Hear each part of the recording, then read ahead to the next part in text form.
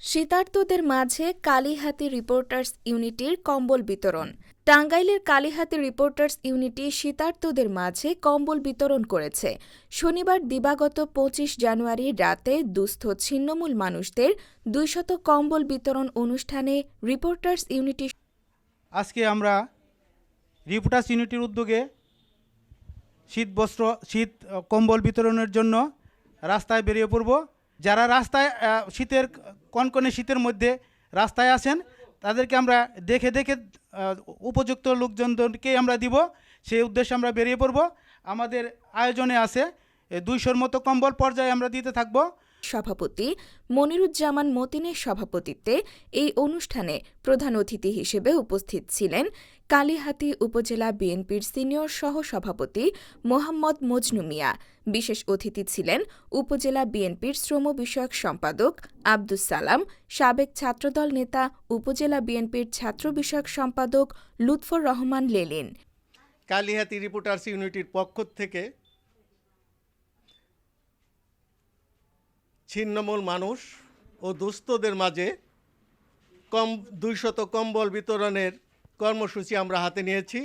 বক্তব্য রাখেন কালিহাতী প্রেস ক্লাবের সাবেক সভাপতি রশিদ আহমদ আব্বাসী, রিপোর্টার্স ইউনিটির ভারপ্রাপ্ত সাধারণ সম্পাদক মনির হোসেন। আমরা এই কম্বল বিতরণ অনুষ্ঠানে বেরিয়ে পড়ব।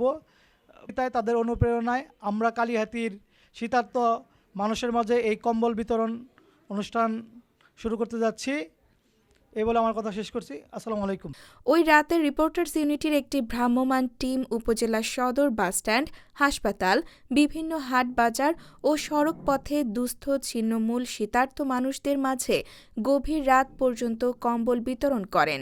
কালিহাতী রিপোর্টার্স ইউনিটি তাদের পেশাগত দায়িত্ব পালনের পাশাপাশি সামাজিক দায়বদ্ধতা থেকে ওই কর্মসূচি পালন করেন।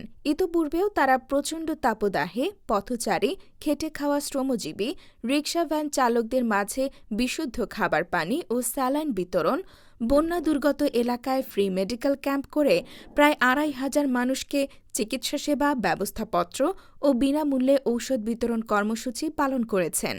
ঐতিহাসিক জুলাই বিপ্লবে বৈষম্য বিরোধী ছাত্র জনতার আন্দোলনেও তারা একাত্মতা প্রকাশ করে আন্দোলনকে বেগবান করতে ভূমিকা পালন সহ বিপ্লবোত্তর আইনশৃঙ্খলা পরিস্থিতির অবনতিতে সড়কে শৃঙ্খলা ফিরিয়ে আনতে বৈষম্য বিরোধী ছাত্রদের ট্রাফিক দায়িত্ব পালনকালে তাদের শুকনো খাবার ও বিশুদ্ধ খাবার পানি সরবরাহের কাজ করেছেন।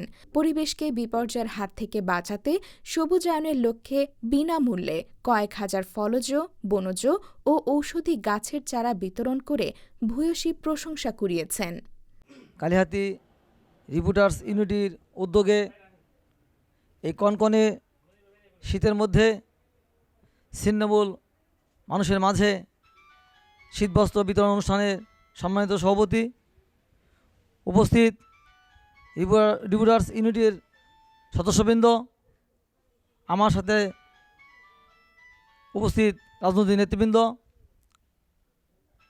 আমরা জানি সাংবাদিক পেশা একটা মহান পেশা। সাংবাদিকদের কলমের মাধ্যমে সমাজের অনিয়মগুলো উঠে আসে, মানুষ দেখতে পায় এবং মানুষ এখান থেকে সচেতন হয়। কালিহাতী রিপোর্টার্স ইউনিটি তাদের সেই যে রিপোর্টের যে বস্তুনিষ্ঠতা তা তারা ইতিমধ্যেই প্রমাণ করেছে।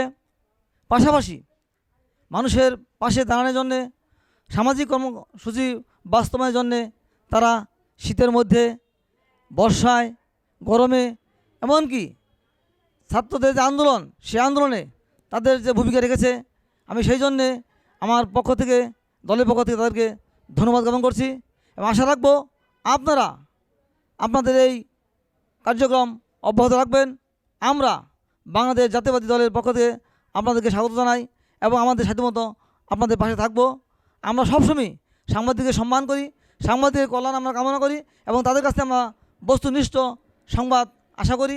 আপনারা সেই আপনাদের যে লেখনী অব্যাহত রাখবেন। আজকের শীতবস্ত্র অনুষ্ঠানের শুভ উদ্বোধন ঘোষণা করছি। সবাইকে ধন্যবাদ। রিপোর্টার্স ইউনিটের উদ্যোগে বিভিন্ন সময় সাধারণ মানুষকে সহযোগিতা করে আসছে।